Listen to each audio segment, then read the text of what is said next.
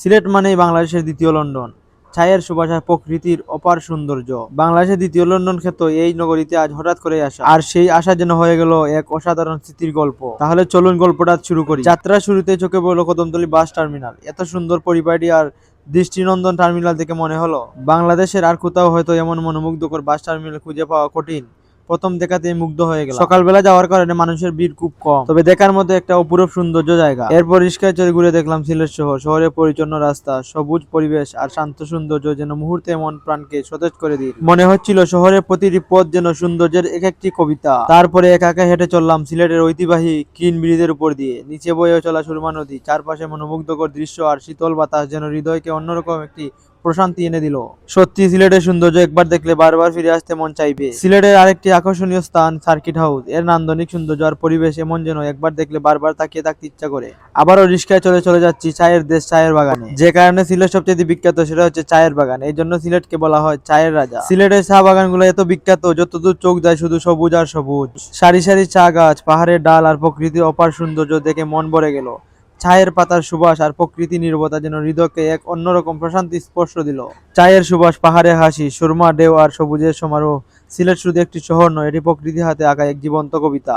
একবার যদি আপনি এখানে আসেন তাহলে বারবার আসতে মন চাইবে। আসলে সিলেটের চা বাগানগুলো এত সুন্দর, সবুজে ঘেরা, বলার মতো না। যারা একবার এখানে আসে বারবার মন চাইবে আসতেই, কারণ এত সৌন্দর্য, এত অপরূপ, আসলে কাউকে বোঝানোর মতো না। এটা শুধুমাত্র যারা আসে তারা বুঝতে পারবে। সিলেটকে তো এমনি এমনি আর দ্বিতীয় লন্ডন বলা হয় না, আর এবং ছায়ের রাজা বলা হয় না।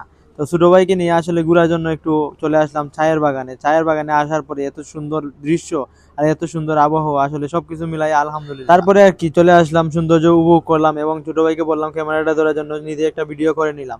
ভিডিও করার পরে ভাবলাম যে পাহাড়গুলো একটু ভিডিও করে নিই। ভিডিও করে নিলাম, এরপরে যে চিন্তা ভাবনা করলাম পাহাড়ে উঠা যায় কিভাবে।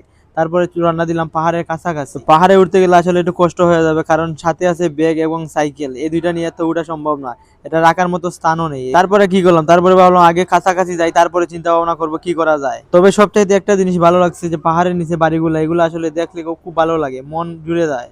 তো আর কি করার, যেহেতু ব্যাগ আর সাইকেল রাখার জায়গা নেই, সেহেতু আমরা কি করলাম, কাঁধে করে কষ্ট করে উপরে নিয়ে গেলাম। উপরে যাওয়ার কারণ হচ্ছে ছবি আর ভিডিও ধারণের জন্য। ছোট ভাইকে সঙ্গে নিয়ে উঠে গেলাম পাহাড়ের একবারে চূড়ায়। দুই ভাই মিলে কাটানো সেই মুহূর্তগুলো হয়ে থাকবে জীবনের অন্যতম এক স্মৃতি। হাসি, আনন্দ আর প্রকৃতির সৌন্দর্যে ভরে উঠেছিল পুরো সময়টা। শেষমেশ দুই ভাই পাহাড়ের উপরে উঠে গেলাম। উঠার পরে চিন্তা ভাবনা করলাম ভিডিও আর ছবি তৈরি করেন, কিন্তু ভিডিও আর ছবি তৈরি করার আগে অবাক হয়ে গেলাম, কারণ এত সুন্দর আর এত মনোমুগ্ধকর পরিবেশ বলার মতো না। যারা আসে এখানে বারবার আসতে মন চাইবে আপনার। তারপর আর কি করলাম, সাইকেল আর ব্যাগ রেখে দুই ভাই ছবি তোলা শুরু করলাম আর জায়গাটা উপভোগ করলাম। আসলে এই সময়টা সব সময় মিস করব। দুই ভাইয়ের মুহূর্তগুলো আসলে আজীবন রয়ে যাবে। ছবিগুলো আসলে কিরকম হয়েছে আপনারা অবশ্যই জানাবেন, আর ভিডিওটা অবশ্যই একটা শেয়ার, একটা কমেন্ট করে যাবেন, এবং আমাদের সিলেট সবাই ঘুরতে আসবেন এবং এই জায়গাগুলো উপভোগ করে যাবেন। এতক্ষণ ভিডিও দেখার জন্য ধন্যবাদ।